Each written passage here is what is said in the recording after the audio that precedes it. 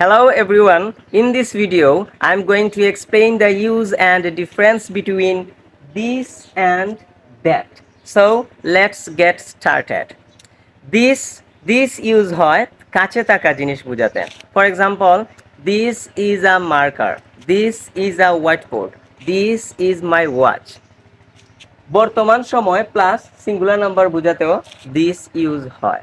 For example, this class is very interesting. This lesson is very easy. This morning is sunny. That use হয় দূরে থাকা জিনিস বোঝাতে। For example, that tree is very tall. That is our school. That is our house. অতীত সময় plus singular number বোঝাতে। For example, that was a nice day. That movie was very good. That moment was fantastic. তাহলে that এবং দিসের মধ্যে পার্থক্য হলো this use হয় কাছে থাকা জিনিস বোঝাতে, দ্যাট ইউজ হয় দূরে থাকা জিনিস বোঝাতে।